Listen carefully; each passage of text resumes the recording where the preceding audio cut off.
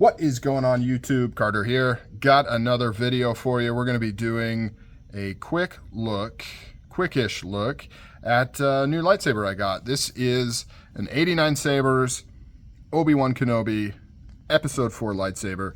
We're going to take a look at what you get inside, and I'm also going to tell you about a little problem that I'm having with this guy. And I got to be very careful on how I point that out, and I'll explain that in a minute. But we got this cool presentation box here. I believe I've shown a similar box here on the channel. We have a blade, pixel blade. This is a proffie 2.2 pixel saber. The proffie is what's the soundboard inside of this bad boy. We have a decorative bag here that just says 89 Sabers. Pretty cool. You can put your hilt in there. Then we have a little tiny tool for removing the blade plug and tightening up the blade itself. And then that's about it, really.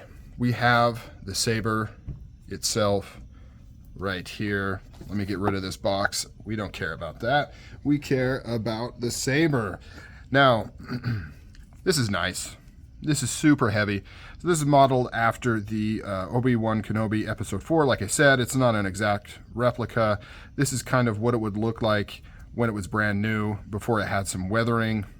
The original prop was made from the grenade piece of the MK1, and so it naturally, by the time they got it, it had a patina on the brass neck piece here, whereas in theory, when it was first manufactured as a lightsaber, it would be all shiny and new like this. And same with the emitter. This is all shiny and new. It's not used like the original prop was. But all the pieces are similar to the original. It is missing some detail on the pommel here. It doesn't have the H or C for hot and cold that you would see on the original one. So this is kind of interesting, right? So creates an interesting dynamic. Obviously, the original prop was made out of found parts. So as such, it had things like manufacturer information on this piece right here that would stabilize the grenade as it flies through the air.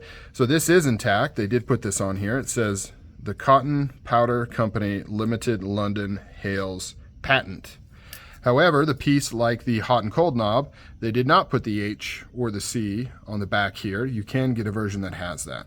So it is kind of an interesting dynamic because when you're trying to do replicas, are you trying to replicate what should exist within the world of Star Wars, or are you trying to replicate the found parts that existed in the real world that was then used in Star Wars? So very cool. Personally, I kind of like to have each. I would like to get a full realistic prop replica like the prop used in the movie, and then I like pieces like this which closely or more closely resemble what it would actually look like when it was new in the world itself. But anyway, sorry for the tangent there.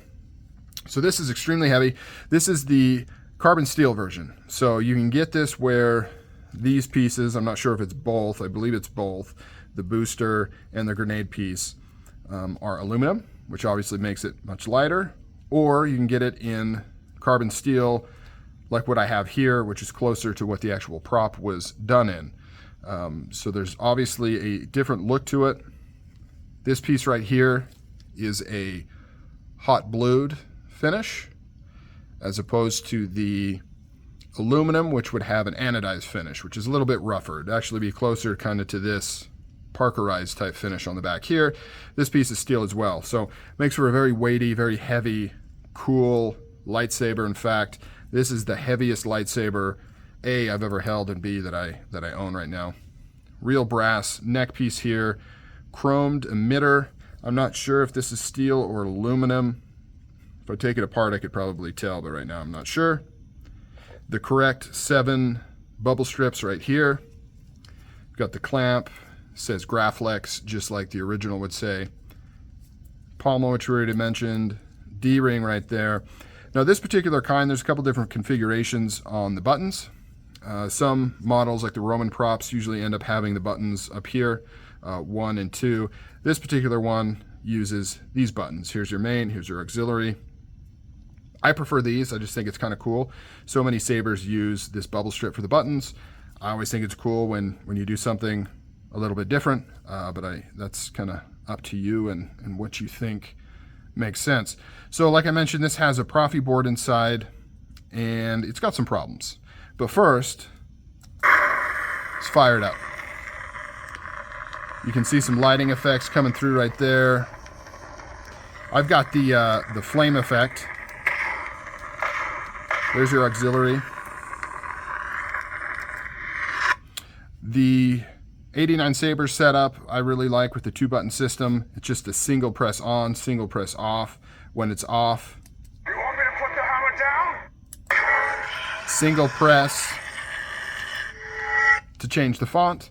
Unlike, say, the Xenopixel 1-button setup, where you have to hold the button down in order to turn it on and off, and there's a delay, and then you hold this button down, or then you hold it again when it's off to change the font. This one's just much quicker. You can move through it so much faster than that setup. I really like the 2-button setup. It's pretty cool. So let's take a look at, before I do this, so I'm trying to be careful what I show, because once I show you the problem with this, I won't be able to get any function out of it. So I want to show all the things that I want to show, and I'm trying to think through before I show you what's wrong with it, if that makes any sense. If it doesn't make sense, it will here in a moment. Let's get the blade plug out of here. There it is. Let's put in a real blade. I apologize for the overhead view. It's all I can really do right now.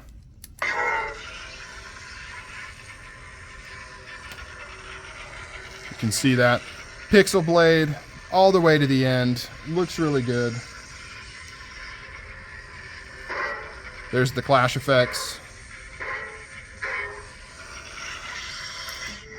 Let's do a different font for you. There we go. This is the one. This is the evil boy right here.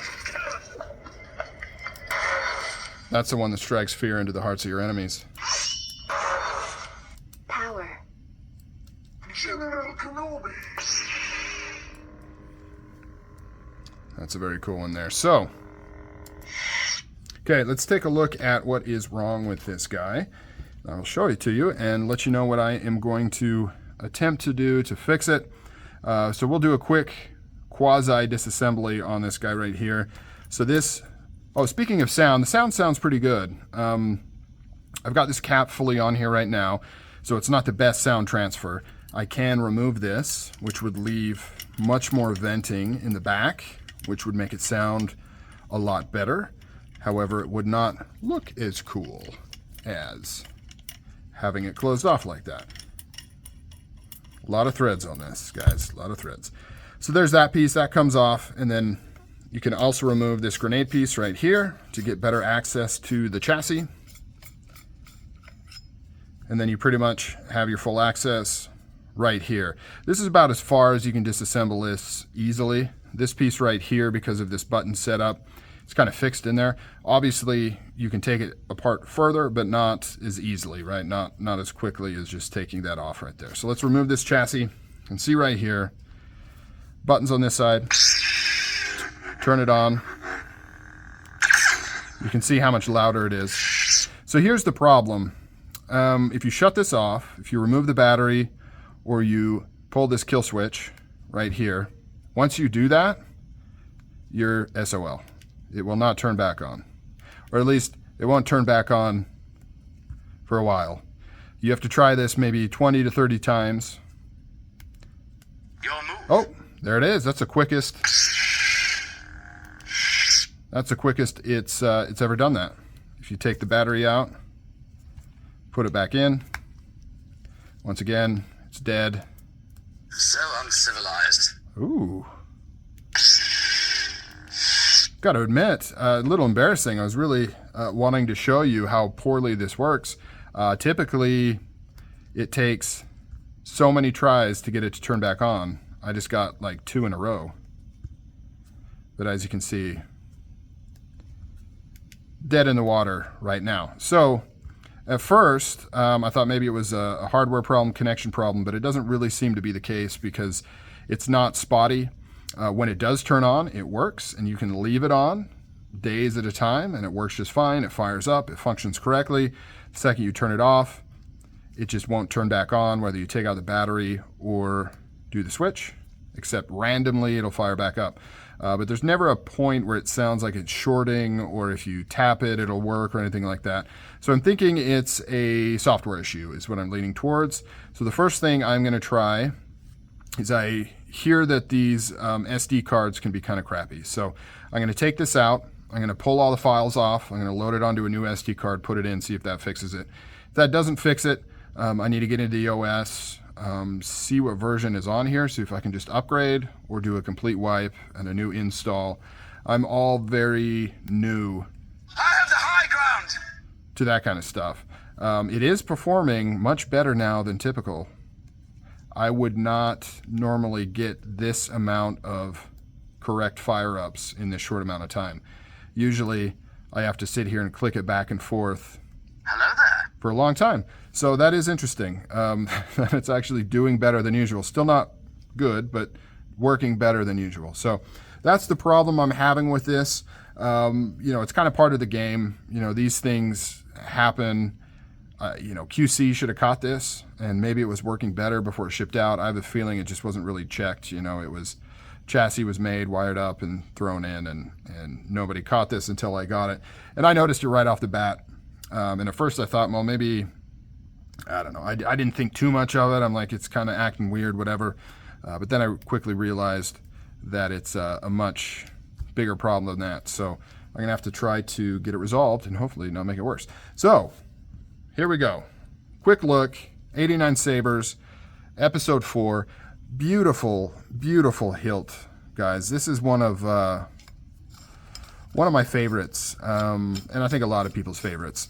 Something about this particular design just works, and I might want to do a separate video kind of talking about the aesthetics of some of these things. And it's crazy that these are all found parts. It's probably the craziest thing.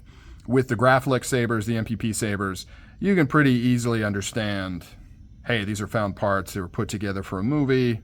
This one looks like it was made. I mean, this one looks like it was designed from the ground up and made. And to see that it was actually pieced together with different found parts is really, really cool. They were able to come up with this design. So anyways, that's a quick look. I will keep you posted if I can get this fixed. And until then, I'll catch you guys later.